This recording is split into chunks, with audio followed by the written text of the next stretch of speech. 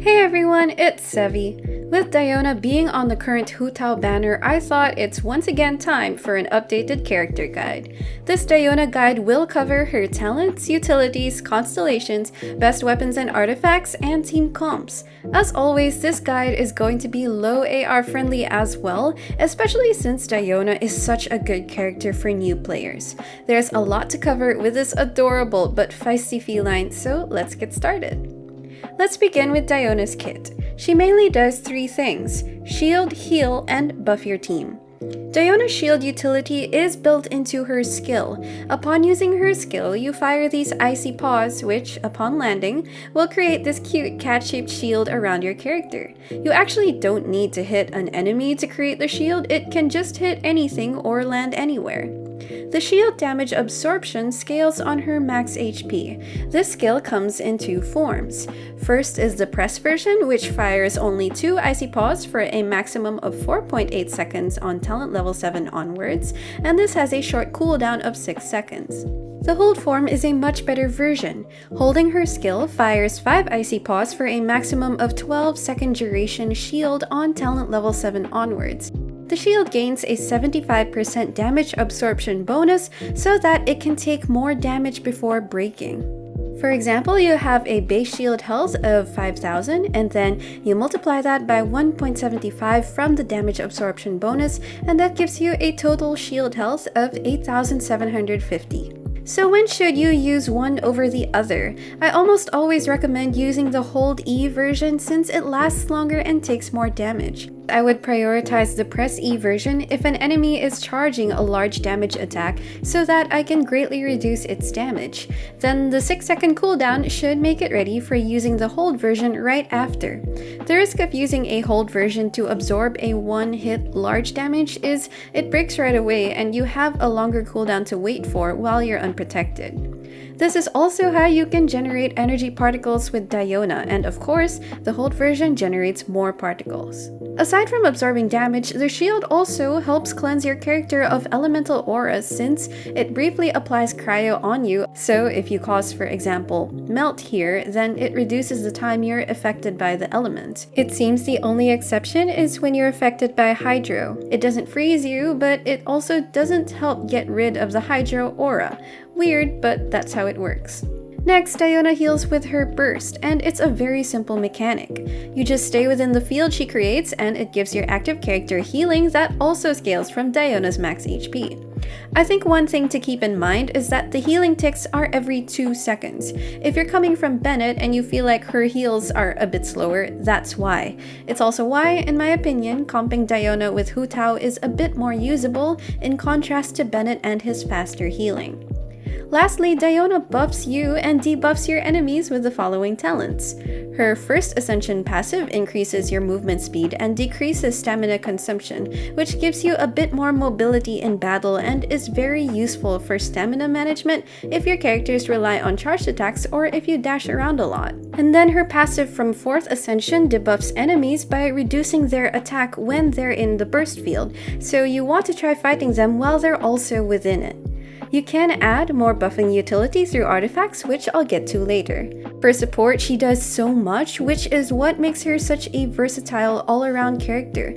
So now let's see what her constellations add to an already solid C0 kit. First, there's C1. Her first constellation is useful to help with her burst uptime by refunding 15 energy after the burst field ends. It practically makes her burst cost only 65 energy unless you're fighting against enemies or conditions that can reduce your energy. C2 buffs your skill damage and shield damage absorption by a bit, but the real value of this is in co-op, of course.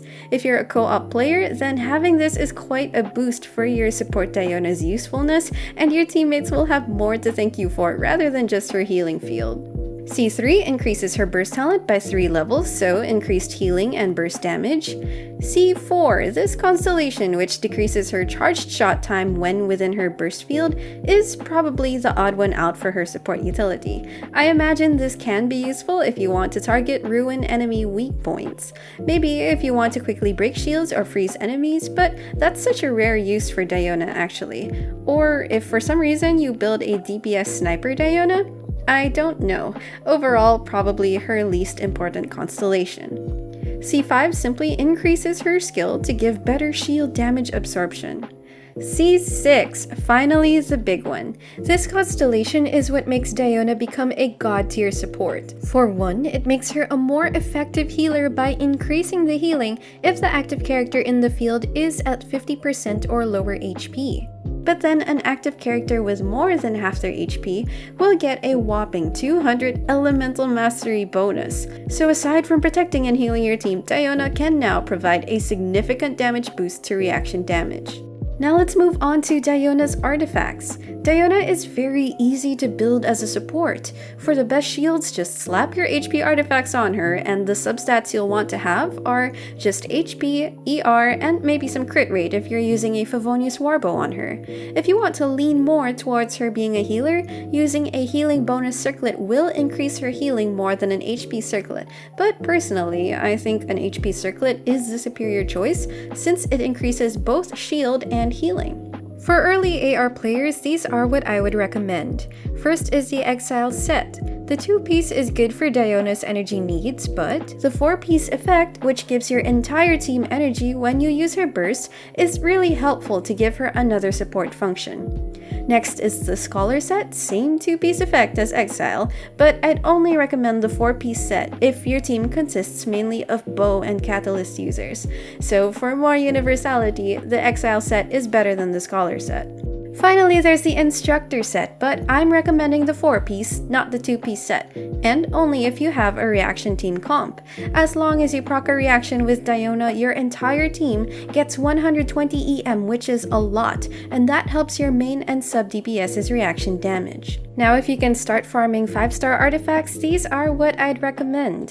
The easiest is a combination of the following: 2-piece Tenacity for more HP, 2-piece Maiden's Beloved for better healing, and 2-piece Emblem for energy recharge. My personal choice is 2-piece Tenacity and 2-piece Maidens. If you want more offensive support use from her, a 4-piece Noblesse is also a good option to give your team an attack bonus while healing them with your burst. If you want to supercharge her healing, then a 4-piece Maidens is the obvious choice, although I think she heals enough already even without the 4-piece effect, so this is a bit too much. It's an option, though not one I would fully recommend. Do not make the mistake of putting 2-piece Retracing Bolide on her, since it won't help with shield strength unless she's the active character. Now for weapons. For a 3-star bow, the top choice is a recurve bow, since it has a really high HP substat for better shields and healing. You can actually stick with this even at high AR levels, as long as you have good ER substats from artifacts. For 4 stars, you have basically 2 picks, and one of them you get for free. First is the Favonius Warbow, and its passive makes Diona a much more useful battery, so that means you'll want a bit of crit rate on Diona to be able to proc it reliably. You actually get a copy for free from defeating Dvalin the first time, but refine it as much as possible for bigger battery function. The second is the Sacrificial Bow, which is better used at higher refinements. With this, you can reset Diona's skill cooldown, which helps eliminate her shield downtime, since her skill cooldown is quite long at 15 seconds. It has a lower energy recharge substat, but higher base attack versus the Favonius Warbow. So which to pick between the two? I think it boils down to, if you want more shield reliability and uptime, then use Sacrificial Bow. But if you want Diona to battery your team better, then Favonius Warbow. But you can't go wrong with both. Finally, for 5-star, unless you're trying to build Diona as a DPS, the only option is the Elegy for the End. It just takes a while to proc the bow's effect since Diona's skill and burst take some time to hit enemies, and even though Diona releases multiple icy paws, the bow has an internal cooldown of 0.2 seconds, which doesn't work with icy paws since they all more or less hit at the same time. Finally, for team comps, I think Diona is relatively easy to slot in. Her utility alone makes her an easy choice for your Abyss team's shielder and healer. Being a cryo character, she can be paired up with another cryo for the resonance, which gives extra crit rate on enemies affected by cryo. The most famous team comp that Diona is part of is the Morgana team comp. This is like a meta-certified comp that has been used in Spiral Abyss time and time again. Diona's role here is mainly to offer cryo-resonance and energy particles for Ganyu, since the comp relies on Ganyu's burst. But since Diona is the all-around shielder, healer, buffer support, she's basically the sole babysitter of the otherwise squishy team. In this team, she works great with a 4-piece Noblesse set. Her cryo battery utility also comes in handy for characters like Eula and Ayaka, who both use energy-heavy bursts, and you conveniently get cryo resonance with them already. Diona could also help in superconduct teams like with Razor, Physical Kaching, Physical Fischl by applying cryo with either her skill or burst. Lastly, C6 Diona becomes much more useful for reaction teams. You can always build sucrose for EM sharing and the VV resistance reduction, but if you're more comfortable with Diona's shielding and healing, then she'll do the job regardless. At C6, she also becomes more viable with a Hu Tao reaction team, since even if you overheal Hu Tao, she at least gets 200 EM for her charged attack rotations.